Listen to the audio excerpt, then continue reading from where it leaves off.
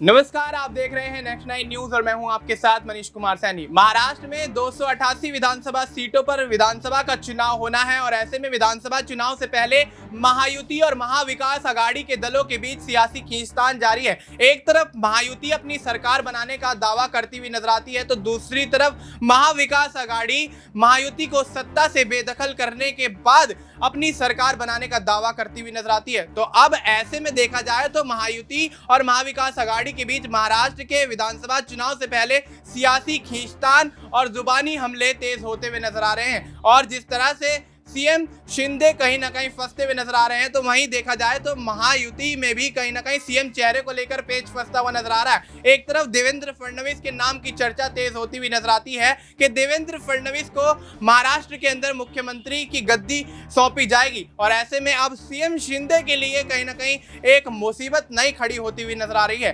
क्या महाराष्ट्र में महायुति के बीच जो सीएम चेहरे को लेकर खींचतान जारी है उसमें सीएम शिंदे और देवेंद्र फडणवीस के बीच खींचतान और तेज होती हुई नजर आएगी? क्या दोनों के बीच यहां पर जुबानी हमला देखने को मिलेगा? क्योंकि जिस तरह से महाराष्ट्र के अंदर एमवीए की तरफ से यहां दावा किया जा रहा है कि उद्धव ठाकरे को ही सीएम का चेहरा बनाया जाएगा और ऐसे में एक तरफ तो कहीं ना कहीं महायुति जो सीएम चेहरे को लेकर कहीं ना कहीं कंफ्यूज नजर आ रही है तो वहीं दूसरी तरफ महाविकास आघाड़ी कहीं ना कहीं सीएम चेहरे के लिए पूरी तरह से आश्वस्त है और उद्धव ठाकरे के नाम पर मोहर लगाती हुई नजर आ रही है। तो अब क्या सीएम चेहरे की लड़ाई के बीच कहीं ना कहीं महायुति फंसकर रह जाएगी? और ऐसे में